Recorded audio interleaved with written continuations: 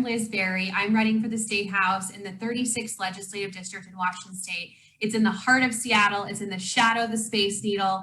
Our neighborhoods are Queen Anne, Magnolia, Ballard, Inner Bay, Belltown, all the way up to Carkeek Park.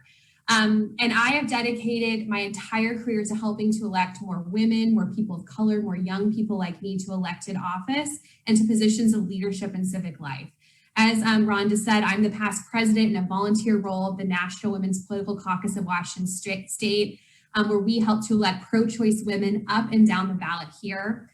When I was in that role, I established a training for women of color by women of color because I believed fundamentally that our government should be representative of the people it serves. And this opportunity in the 36th district is really unique. It is an 85% voting Democratic district. We should be electing progressive champions like me in a seat like this so that we can go hold our progressive values in the legislature down in Olympia. So what do I say to encourage people to run for office when I'm recruiting people to run? I say, do it. I say, you should run. When I am asking people to get involved in their communities, if it's to join a board or run for a position or just help out a candidate, they always ask me, well, am I qualified? And it's especially the women who ask. And the answer is yes. Yes, you are qualified. Yes, you should run for office. We need you. And the reason we need you at this level is that there are so many policies that are made on a state and local level, especially when we have a failure of leadership at the federal level with the current White House and US Senate makeup. I mean, here in Seattle, we're pretty lucky. We have Congresswoman Pramila Jayapal, who has sole endorsed my campaign. And I'm like such a fangirl for Pramila. I'm just so honored to be on this call with her tonight. We need more progressive champions like Pramila in the Congress.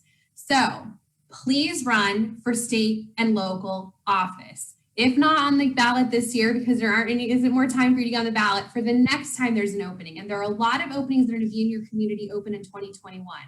Because if COVID has taught us anything, it's taught us that it's time to prioritize people, right? Working moms like me, I'm the mom of George, who's 4, and Eleanor, who's 1. We don't have a lot of working moms in all kinds of leadership positions up and down the ballot.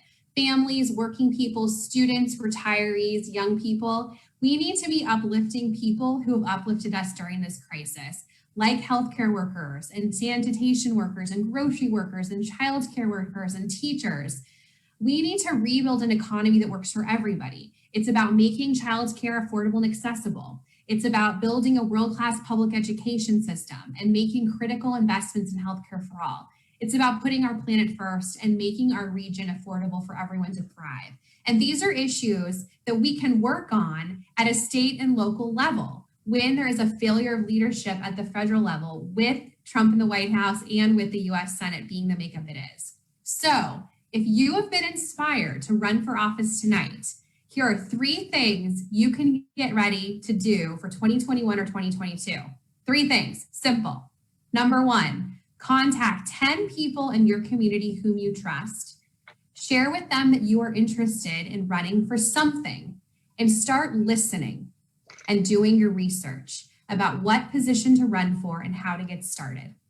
It's kind of like building your kitchen cabinet really, really early. And it's people that might know your area really well. It's people who might know the local political scene well. And you also want to build people in that cabinet who know you really well, who love you and want to make sure you're successful.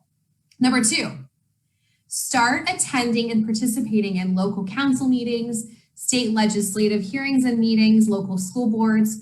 Learn the issues and the people and the characters in all of those meetings. Take notes, do your homework, and decide what you want to change when you get elected.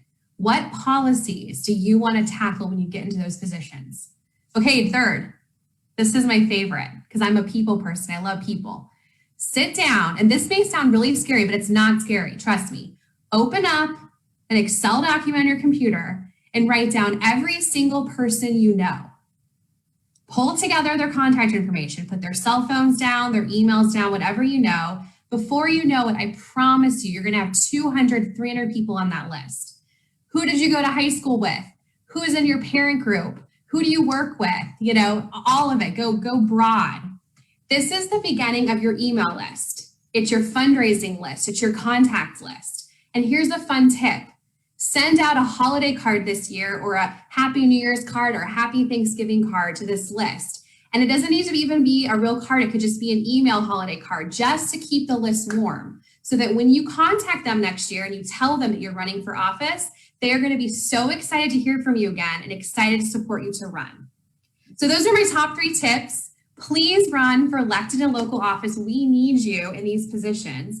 And I also need your help. Go to my website, lizberry.com, to learn more about my campaign. I would be so honored to have you chip in a couple hours of phone banking over the next couple weeks, chip in a couple dollars our website to help me get elected. And thank you so much for being here tonight and being engaged in our process. It's really an honor to be here. And let's go get them.